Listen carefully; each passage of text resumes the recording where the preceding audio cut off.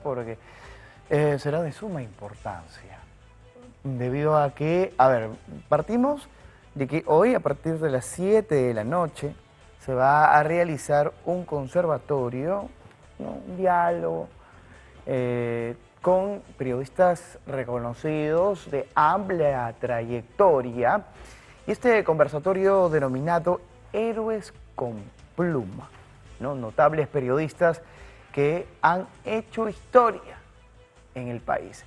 Y para ello nos acompaña ya aquí en los estudios centrales el señor Constante Traverso Flores, que también forma parte de esta exposición, de este diálogo, que también va a ser ponente sobre esta importante actividad.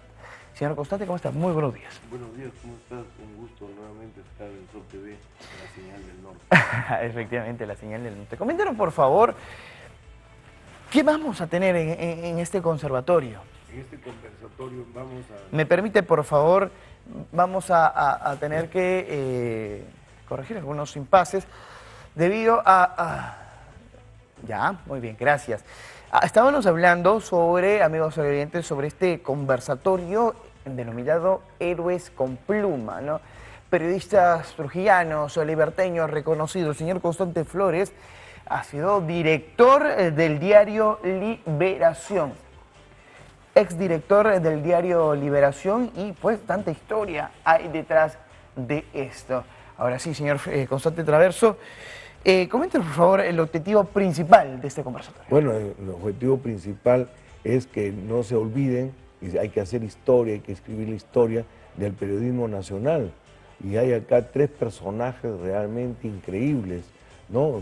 Guillermo Sonde como el rey del tabloide.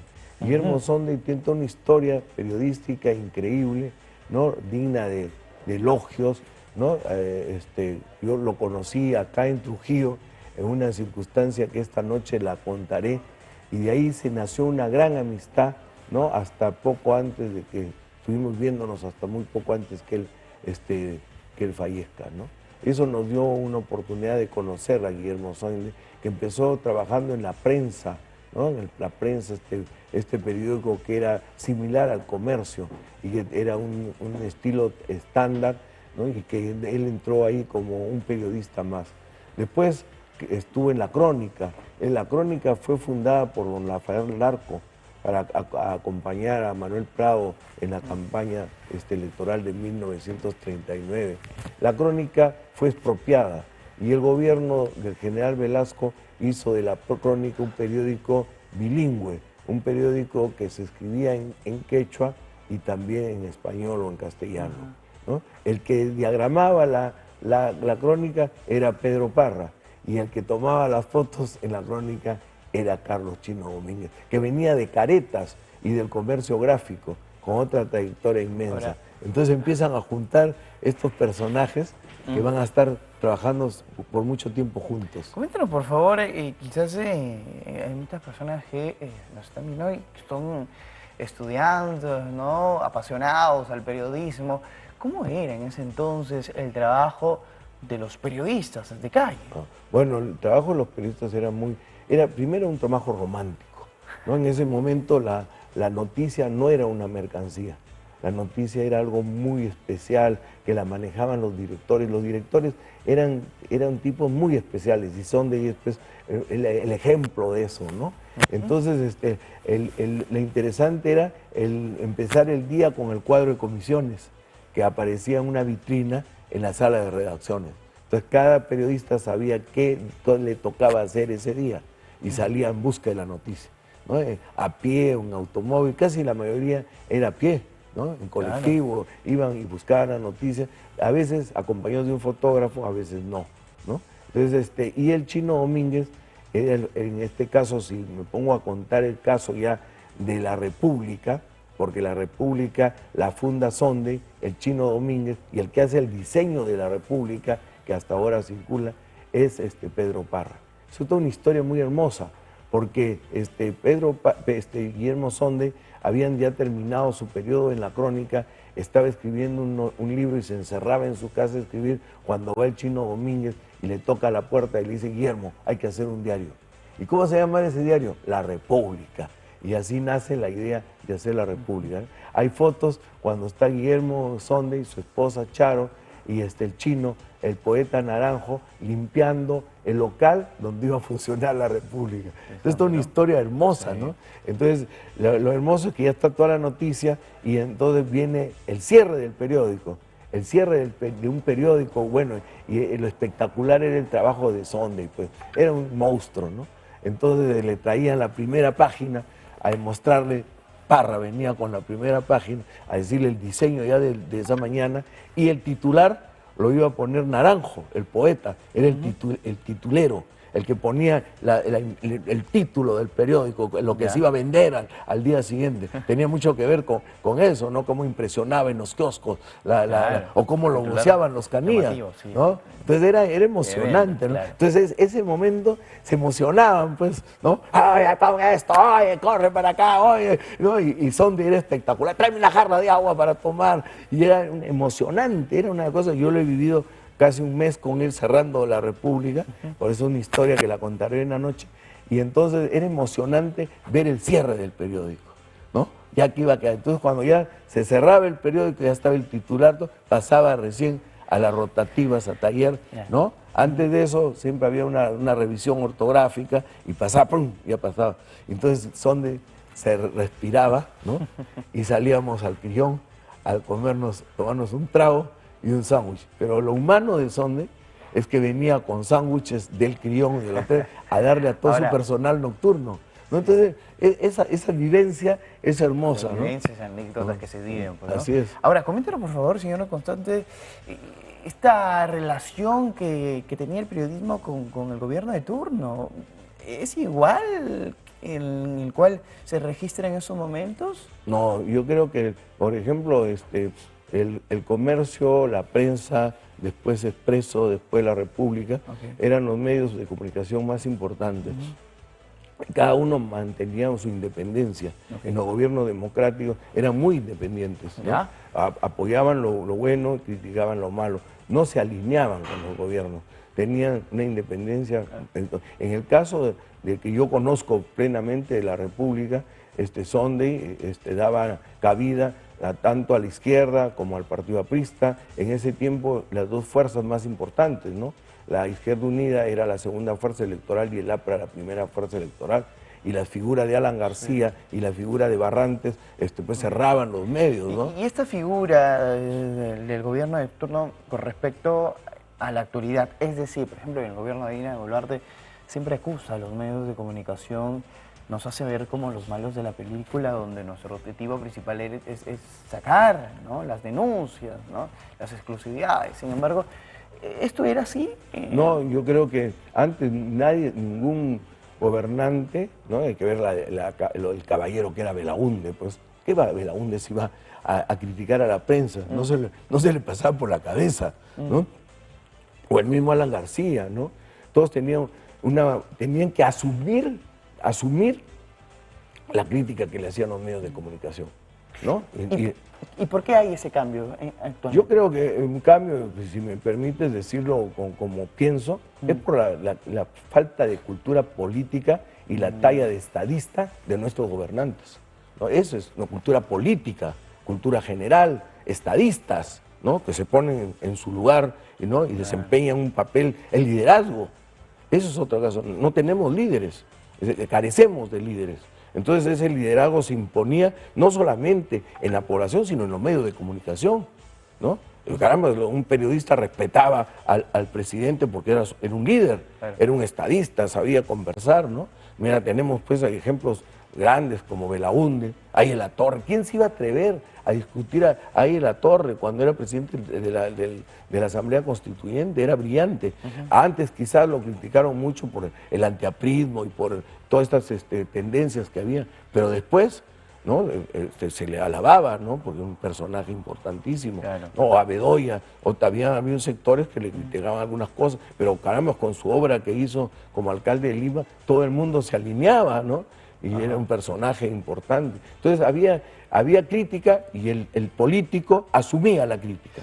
Asumía la crítica, y en la cual en la actualidad eso no se evidencia, ¿no? Y más aún el gobierno actual viene indicando de que los periodistas, los medios de comunicación, somos aquellos que dicen una información de manera distorsionada. Ahora, señor Constante, coméntenos un poco más allá sobre este tema del trabajo, porque el nombre me parece interesante de este conversatorio, Héroes con Pluma.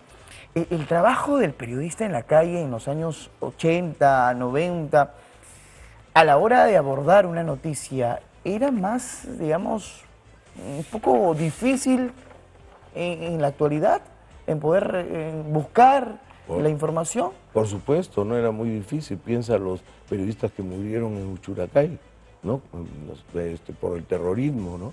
Mira, y en eso el Chino Domínguez es un maestro, pues no, mira, claro, a eso iba. Cuando se hace... Porque en los años 80, 90 estábamos con el tema del terrorismo. Claro, ¿no? Y mira, es una exposición que se hace en la casona de San Marcos, ¿ya? Y mire esto que este suplemento lo financia Petroperú, dice Domínguez, los ojos de la historia.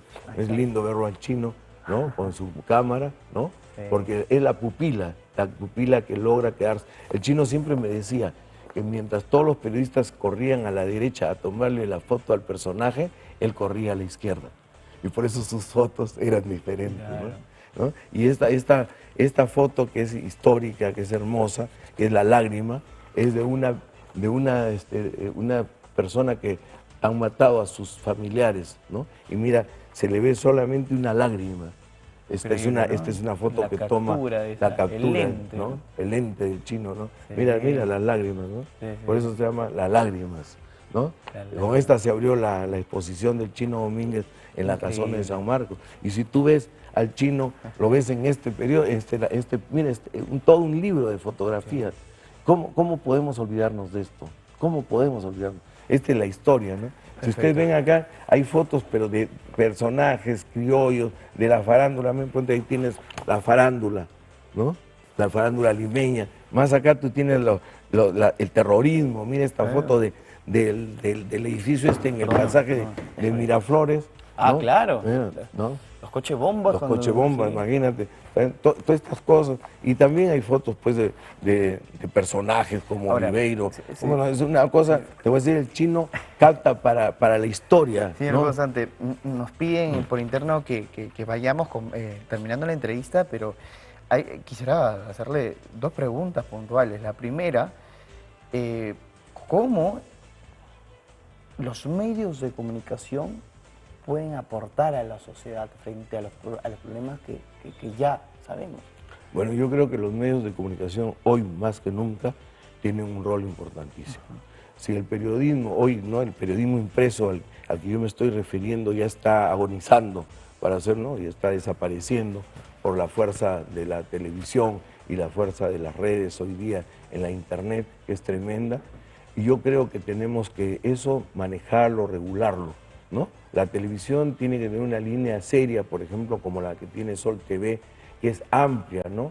Y que tiene programas importantes, porque ese es el rol de la televisión, dar alegría a la gente, como el programa que tienen ustedes de Feliz Domingo, que es un programa, pues, que rompe la rutina, ¿no? Y que atrae a la familia el día domingo. O sea, ese es un aporte. El otro aporte es las entrevistas que se tienen que hacer a personajes políticos para conocer sus ideas, para conocer su comportamiento, ¿no? Y el periodismo, tiene que haber un periodismo de investigación, que investigue a los personajes, que le diga al pueblo, mira, no vayas a votar por no mira los antecedentes que tiene. Pero si el periodismo se queda callado, el resultado es lo que hoy tenemos, ¿no? Entonces es muy importante manejar eso, porque tú tienes una competencia fuertísima, porque el mismo personaje político, entre comillas personaje político, porque yo no creo que hayan políticos ahorita, ¿qué hace? Invierte un montón de dinero. Ahora, una chiquitita, ¿el periodista debe incomodar a la autoridad de turno? De todas maneras, ¿no? Claro, por supuesto tiene que incomodarlo, claro. Y tiene que rebuscarlo, tiene que hacerlo reaccionar, ¿no?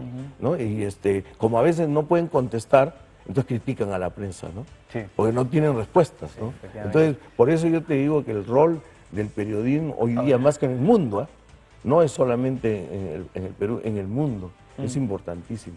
Pero también te voy a decir, yo le diría que no desprestigien el arte de la comunicación, aquellos que tienen un celular, ¿no? Ok. Y que graban cualquier cosa Ok. y que la difunden, ¿no? Sí. Y distorsionan todo. Eso no es correcto. No. Señor Constante, finalmente, por favor, hoy a las 7 de la noche, no este Así, conversatorio. los invito a Los todos, ponentes. los invito a todos para que estén conmigo, me acompañen en la casona, ¿no? Tenemos 3 ponentes, uno de ellos es Eduardo Paz Esquerre, un escritor muy amigo, un brillante hombre de letras, y la vicedecana y otro profesor. Entonces esto yo creo que es un aporte a la historia. Entiéndanlo por favor así. No podemos olvidarnos de los personajes que hicieron el periodismo del Perú un arte, de los personajes que hicieron periódicos, que los imprimieron, que se sacrificaron, ¿no? Y que pudimos hoy día tener un país como el que tenemos y que tenemos tanto que hacer todavía. La prensa tiene un tremendo rol y tú como un joven periodista tienes una tremenda responsabilidad. Sí, pues informar con veracidad. Así ¿no? es.